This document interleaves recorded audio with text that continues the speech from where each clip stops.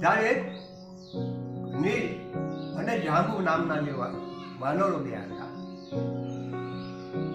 અને હનુમાન જે શક્તિ પાયા હતા મેળવી હતી એ શક્તિથી તો કેટલા યોજન ઊંચી દૂર નગરી હતી એ ઋષ્યમત પર્વતની ઉપર સોનાની લંકા બનાવી ત્યાં રાવણ હતા ત્યારે હનુમાનજી લંકામાં જઈ લંકા નગરી આખી સળગાવી હતી. જ્યારે સીતાને મતલબમાં શાંતિ આપી હતી વેલ જઈને ભગવાનના પાસે સંદેશ આપે છે કે પ્રભુ અશોક વનમાં સીતાજી રહે છે. ત્યારે ભગવાન એમ મળવા જાય તો સીતાનું હરણ થયું એને ખબર તો હતી પણ કેમ એનું કારણ શું કે રાવણને આ ત્રીજા અવતારને એને ટાળવાનો હતો અને રાવણ ખુદ જાણી ગયો હતો કે હું ત્રીજા અવતારમાં હવે આવી ગયો છું અને મારા માટે અવતાર લેશે અને એ અવતાર જાણી બી ગયો હતો. અશોક વનમાં ભગવાન રહેતા બી હતા. ત્યારે ભગવાનને જાણી ખુદ જોયા કે મારી બેન શૂર્પણખાનું કોઈ નાક ના કાપે ત્યારે નાક કાપવા વાળો કોઈ અલૌકિક પુરુષ હશે તો જ મારી બહેનનું નાક કાપ્યું છે. ખડ અને દૂષણ મારા કેટલા ભયંકર દાદાઓ રાક્ષસો હતા એની સેનાને એક બાણે એમ કે સમુદ્રને પેલે પાર પહોંચાડી દીધા. આ તો કોઈ અવિનાશી પુરુષ આવેલા છે એવું રાવણ પણ જાણી ગયો હતો. ત્યારે પછી રાવણે વિચાર કર્યો કે હું સામાન્ય જો એની સાથે હું વેર કરીશ તો મને એ મારશે નહીં, માટે કરીને એની પત્નીનું હરણ કરી જા તો જ એને મારા ઉપર આક્રમણ સજા કરશે અને મને મારશે.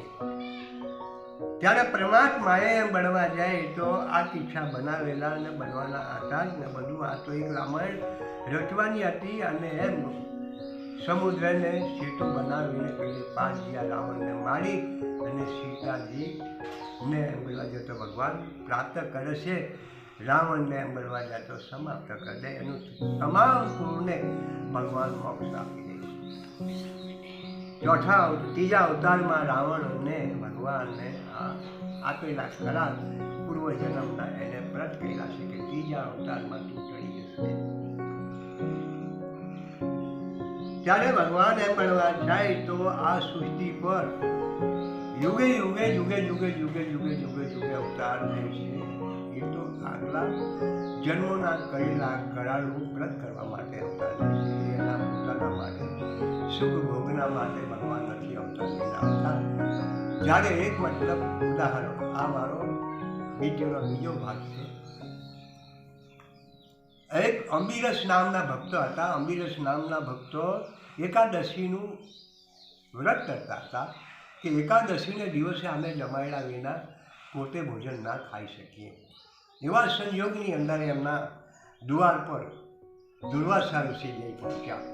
ત્યારે દુર્વાસા ઋષિ ગયા તો બહુ આનંદમગ્ન થઈ ગયા. બે ભક્તો અંબિરસ ભક્તો એમની પત્ની ચરણ ધોયા, આસવાન પગે લાગ્યા, સન્માન કર્યું અને દુર્વાસા ઋષિને કહેવા લાગ્યા કે પ્રભુ ભલે પધાર્યા અમારા ભાગ્યથી તો બેસો, આસન આપીને બેસાડ્યા.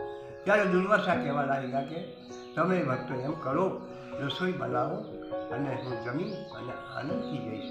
અત્યારે હું ગંગા નજીકમાં છું, હું સ્નાન કરવા માટે જાઉં છું. એટલે દુર્વાસા ઋષિ સ્નાન કરવા માટે ગયા છે અને આ બે ભક્તો રસોઈ રસોડા થઈ ગયા. રસોઈ બનાવતા બનાવતા લાડુ બનાવતા લાડુના મુઠિયા ચૂડવતા એનો ભૂખો કદાચ ભૂલે ચૂકે મોડાની ઉપર એમ બધા નુકસાન કરે એનો કંઈક સાટકો રહી ગયો. એટલે દુર્વાસા ઋષિ આવીને બેઠા, જમવાની રસોઈ તૈયાર કરી રાખી. દુર્વાસા ઋષિએ જોયું છે કે જ્યારે મતલબ સાધુ સદગુરુ સંતો ભક્તોને જમાડ્યા વિના એમને પેલું જમી લીધું, એથી ભોજન ના ખાવું. ત્યારે એમને શરાપ આપી દીધો કે જાઓ તમે, હું તમને શરાપ આપું છું. અમને જમાડ્યા વિના તમે ભોજન જમ્યા છે તો હું તમને શરાપ આપું છું. નીજી યોની મેં તમે અવતાર લેજો. ત્યારે ભગવાનને ખબર પડી વૈકુંઠ નિવાસીને કે મારા ભક્તને શરાપ આપી દીધો અને ખરો નથી ખોટો.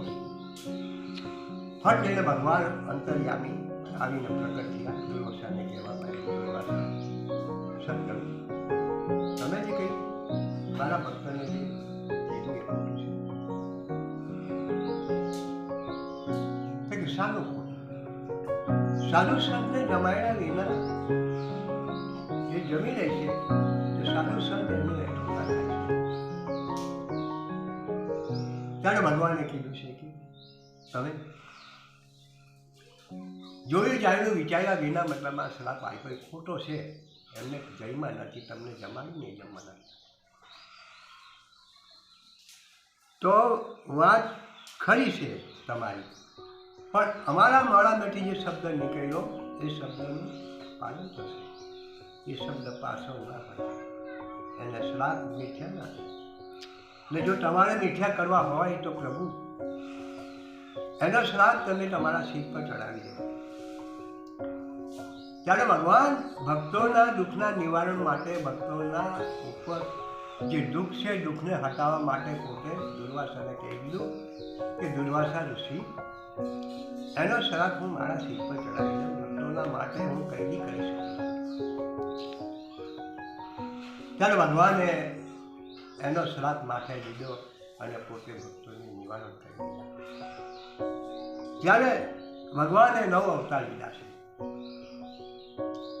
આ પૃથ્વી પર જ્યાં જ્યાં સંકટ, જ્યાં જ્યાં સમય, જ્યાં જ્યાં યુગનો પડતો મારે છે એ વિત્તીય ઉત્પાદન થાય છે, વિકરાળ મતલબમાં ધૂમ મચાવે છે અધર્મની.